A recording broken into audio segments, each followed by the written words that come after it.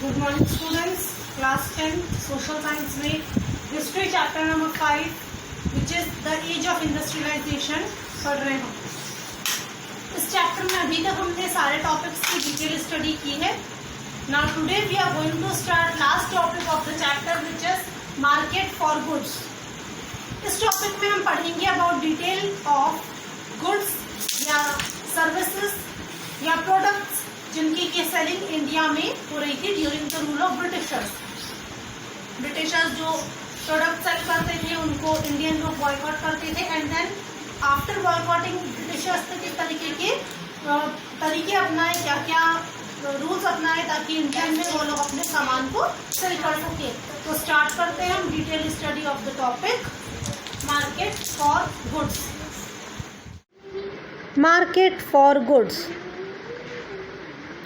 We have seen how British manufacturers attempt to take over the Indian market and how Indian weavers and craftsmen, traders and industrialists resisted colonial control, demanded tariff protection, created their own spaces and tried to extend the market for their produce. तो students हमने पढ़ा कि किस तरीके से Britishers जो थे उन्होंने अपना मैन्युफैक्चर यानी अपना मार्केट जमा लिया था और इंडियन वीवर्स को क्या क्या प्रॉब्लम फेस करनी पड़ रही थी। But when new products are produced people have to be persuaded to buy them, they have to feel like using the product. How was this done? पर जब नए प्रोडक्ट बनते थे तो लोगों को ज़बरदस्ती उनको यूज़ करवाना पड़ता था, लोगों को बताना पड़ता था कि आपको इनको यूज़ करना है। तो किस तरीके से होता था ये? One way in which new consumers are created is through advertisement. तो स्टूडेंट्स इसके लिए जो तरीका अपनाते थे वो था एडवर्टाइज करना यानी विज्ञापन देना। As you know advertisement make product appear desirable and necessary. They try to shape the minds of people and create new needs. Today we live in the world where advertisements surrounds us. They appear in newspaper, magazine, hoarding, streets, walls, television screen. But if we look back into history, we find that from the beginning of industrial age, advertisements have played an important part in expanding the market for products and in shaping a new consumer culture.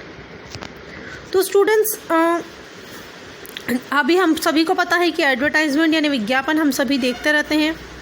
Advertisement क्या करते हैं? तो advertisement किसी भी चीज़ की ज़रूरत को हमको बताते हैं और हमको बताते हैं कि हमारे लिए वो चीज़ किस तरीके से यूज़ में आएगी। हम सभी जगह पे एडवर्टाइजमेंट देखते हैं, जैसे न्यूज़पेपर में, मैगज़ीन में होर्डिंग लगे हुए होते हैं, दीवारों पर देखते हैं हम, टीवी में देखते हैं हम, सब जगह पर हमको एडवर्टाइजमेंट आजकल देखने को मिल जाते हैं। तो जैसे जहाँ अगर हम हिस्ट्री में देखेंगे, हम जब से हम इंडस्ट्रियल एज स्टार्ट हुई है तब से यानी जब से इंडस्ट्रीज आना स्टार्ट हुई तब से अभी तक एडवर्टाइजमेंट जो है वो बहुत इम्पॉर्टेंट रोल प्ले करते हैं। When Manchester industrialist began selling cloth in India they put labels on the cloth bundles. जब मैनचेस्टर्स ने यानी ब्रिटिशर्स ने क्लॉथ इंडिया में सेल करना स्टार्ट किया था तब उन्होंने अपने बंडल्स के ऊपर, अपने जो कपड़ों के बंडल होते थे उसके ऊपर लेबल डालना चालू कर दिया, लेबलिंग चालू कर दी थी। The label was needed to make the place of manufacture and the name of company familiar to the buyer. The label was also to mark the quality. अब लेबल क्यों करते थे? तो लेबल करने से प्लेस पता चलती थी कि कहाँ पे सामान बना है और कौन सी कंपनी का सामान है ये पता लगता था। उसके अलावा लेबल जो है वो क्वालिटी बताता था। When buyers saw made in Manchester written in bold on the label, they were expected to feel confident about buying the cloth. जब जो खरीदार थे जब वो मेड इन मैनचेस्टर देख लेते तब वो लोग कॉन्फिडेंट हो जाते और उनको लगता कि ये तो ब्रिटिशर्स का सामान है तो ये बहुत अच्छा होगा। But labels did not only carry the words and text, they also carry images and very often beautifully illustrated. If we look at these old labels, we can have some idea of the mind of manufacturers, their calculation and the way they appeal to people. अब students ऐसा नहीं है कि सिर्फ लिखा हुआ होता था, तो स्टूडेंट्स लेबल्स में सिर्फ वर्ड्स नहीं होते थे, उसमें कई बार फोटोज़ होती थी। और इतनी सुंदर फ़ोटो होती थी जिससे कि बायर्स उनको देख के अट्रैक्ट हो जाते थे। तो जब हम पुराने मैन्युफैक्चरर्स के लेबल देखते हैं तो हमको पता लगता है कि किस तरीके से वो लोगों को अपील करते थे, यानी किस तरीके से वो लोगों को अपने सामान खरीदने के लिए उकसाते थे। अब क्या तरीके अपनाते थे तो देखेंगे अगले पैराग्राफ में। Images of Indian god and goddesses regularly appear on this labels. It was as if the association was with God have divine approval to the goods being sold. The imprint image of Krishna and Saraswati was also intended to make manufacture from a foreign land appear somewhat familiar to Indian people. तो students इसके लिए जो Britishers थे उन्होंने ये तरीका अपनाया था कि वो लोग क्या करते थे, अपने सामान को इंडिया में बेचने के लिए इंडिया के देवी देवताओं की तस्वीर लगाना चालू कर दी उन लोगों ने।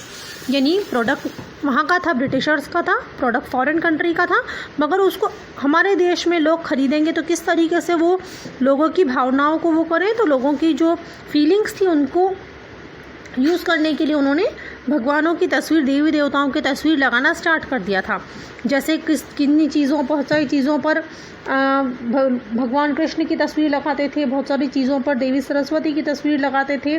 तो इससे क्या होता था, इससे इंडियन लोगों को एक अपनापन लगता था, और अपनापन लगता था तो वो लोग क्या करते थे, सामान खरीदना स्टार्ट कर देते थे। By the late 19th century, manufacturers were printing calendars to popularize their product. Unlike newspaper and magazine, calendars were used to even by the people who could not read. They were hung in tea shop and poor people's home just as much as in the office and middle class apartments. And those who hung the calendars had to see the advertisement day after day, through the year. In these calendars, once again, we find figures of God being used to sell new product. अब एक नया तरीका अपना लिया था manufacturers ने। उन्होंने क्या करना चालू करा, कैलेंडर प्रिंट करवाना चालू कर दिया। अब कैलेंडर सभी लोग यूज़ करते थे, जो लोग पढ़ नहीं पाते थे, जो अनपढ़ थे, वो भी कैलेंडर देखते थे।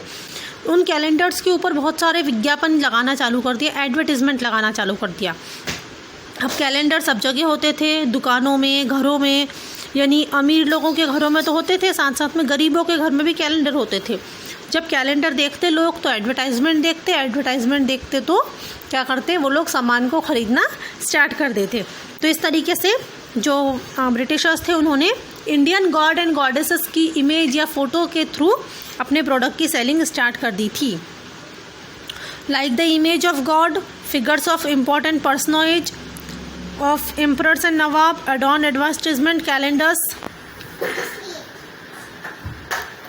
The message was often seemed to say, if you respect the royal figure, then respect the product. When the product was being used by a king or produced under royal command, its quality could not be questioned.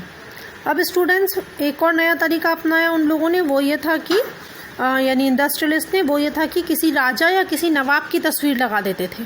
जब वो राजा या नवाब की तस्वीर लगाते तो उससे वो लोग ये मैसेज देते कि आप जो है, अगर आप राजा को रिस्पेक्ट कर रहे हो तो आप प्रोडक्ट को भी रिस्पेक्ट कर रहे हो। तो जब राजा की तस्वीर लगी रहती थी तो लोग जो थे उसकी क्वालिटी को बिल्कुल ही वो नहीं करते कि भाई ये राजा की तस्वीर है तो ये प्रोडक्ट बहुत अच्छा होगा, ऐसा इंडियन लोग समझते थे। When Indian manufacturers advertised, the nationalist message was loud and clear. If you care the nation, then buy the product of Indian produce. Advertisement became a vehicle of nationalist movement of message of Swadeshi. अब जब Indian manufacturers थे वो लोग Britishers के product को नहीं खरीदवाना चाहते थे, तो इंडियन मैन्युफैक्चरर्स ने एक नया तरीका अपनाया था। उन्होंने नेशनलिस्ट मैसेज देना चालू कर दिया, यानी राष्ट्रवादी मैसेज देना चालू कर दिया कि अगर आप देश के लिए कुछ करना चाहते हो तो इंडियन प्रोडक्ट खरीदो। तो इस तरीके से एडवर्टाइजमेंट जो थे वो एक इम्पॉर्टेंट पार्ट बन गए थे सभी तरीके के आंदोलन या मूवमेंट के लिए। तो स्टूडेंट्स इस पूरे टॉपिक में हमने पढ़ा कि किस तरीके से एडवर्टाइजमेंट में इमेजेस जो थी वो एक इम्पॉर्टेंट रोल प्ले करती थी। तो ब्रिटिशर्स क्या करते थे, यानी मेड इन मैनचेस्टर लिख देते थे और इंडियन गॉड एंड गॉडेसेस की तस्वीर वो लोग लगाते थे ताकि जो इंडियन लोग हैं वो अपने प्रोडक्ट को खरीद सकें। I hope this topic is clear to all the students.